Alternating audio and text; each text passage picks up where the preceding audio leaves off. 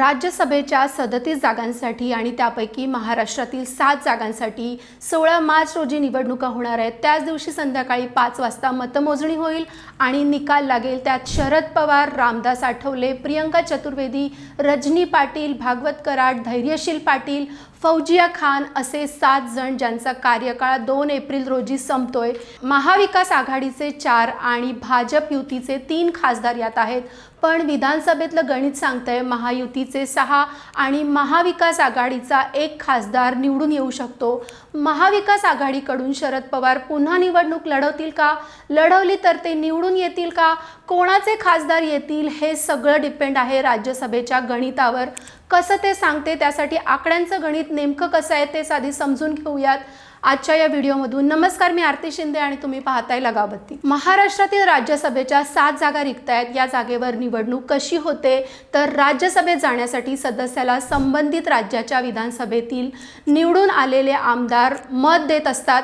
राज्यसभा सदस्याची निवड करताना एक आमदार एका वेळेला एकाच उमेदवाराला मतदान करू शकतो। वेळ आलीच तर हे मत ट्रान्सफर सुद्धा होऊ शकतं। म्हणजेच ज्या उमेदवाराला मत देण्यात आले आहे तो उमेदवार निवडून आला असल्यास त्या उमेदवाराला मिळालेली अतिरिक्त मतं जो उमेदवार विजयी होऊ शकत नाहीत अशा उमेदवाराकडे ट्रान्सफर केली जाऊ शकतात।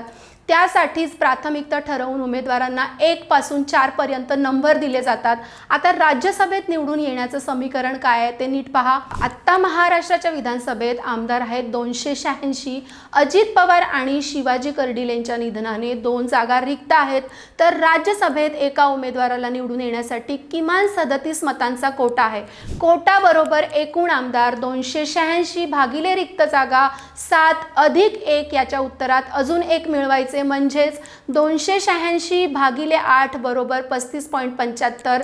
35.75 अधिक 1 म्हणजे 36.75। राज्यसभेवर निवडून येण्यासाठी उमेदवाराला 36.75 म्हणजे टोटल 37 मते मिळायला हवी आहेत। आता बघावं लागेल विधानसभेचे कोणत्या पक्षाचे किती संख्याबळ आहे। भाजप 131, एकनाथ शिंदे गट 57, अजित पवार गट 40, काँग्रेस 16, राष्ट्रवादी शरद पवार गट 10, शिवसेना ठाकरे गट 20, समाजवादी पार्टी 2, जनसुराज्य शक्ती 2, राष्ट्रीय युवा स्वाभिमान पार्टी 1, राष्ट्रीय समाज पक्ष म्हणजेच रासप 1, MIM 1 जागा, CPI 1, पिजन्स अँड वर्कर्स पार्टीचा 1 आमदार, राजश्री शाहू विकास आघाडीचे 1 आमदार आणि अपक्ष 2 आमदार। या सगळ्यात महायुतीचे 228 आमदार आणि पाठिंबा देणारे मिळून 234 आमदार महायुतीकडे आहे। महाविकास आघाडीचे 49 आमदार आणि इतर 3 आमदार असं 286 संख्याबळ विधानसभेत आहे। आता या संख्याबळावर कोणाचे किती खासदार निवडून येऊ शकतात ते सांगते। भाजपचे 131 अधिक 1 अपक्षाचा पाठिंबा असे 132 आमदार आहेत।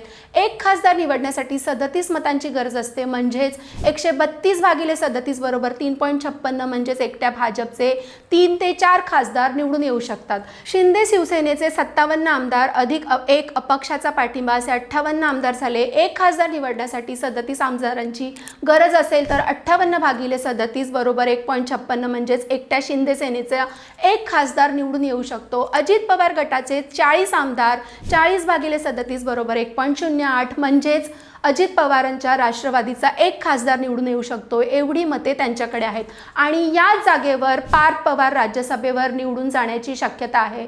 या व्यतिरिक्त राष्ट्रवादीकडे 3 मतं अतिरिक्त असतील आणि शिंदेंकडे 20 मतं अतिरिक्त असतील, पण त्यांना ही मतं भाजपच्या 4थ्या उमेदवाराला द्यावी लागतील। जर शिंदे यांनी दुसरी जागा मागितली तर भाजपला आपली अतिरिक्त मतं त्यांना द्यावी लागतील आणि भाजपला 3 उमेदवारच उभे करावे लागतील, पण भाजप 1 जागा सोडणार नाही असंही दिसतंय। बाकी मवियाचे स्वतःचे 46 आमदार आणि त्यांना पाठिंबा देणारे छोटे पक्षाचे 3 आमदार असं 49 आमदारांचं बळ आहे।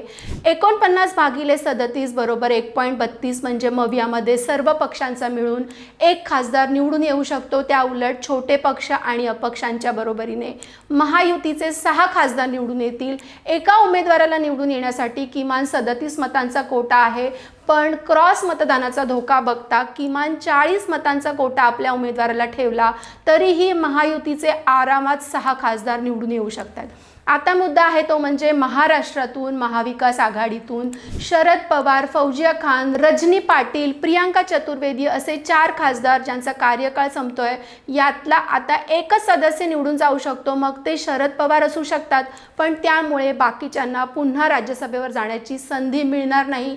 आणि हो, सध्या दोन्ही राष्ट्रवादीच्या विलिनीकरणाच्या ज्या चर्चा सुरू असताना राज्यसभेची उमेदवारी शरद पवार यांना देण्यास काँग्रेस तयार होईल का, की काँग्रेस महाविकास आघाडीकडून स्वतःचा उमेदवार उभा करेल, हे लवकरच कळेल. तुम्हाला काय वाटतं या सगळ्याबद्दल?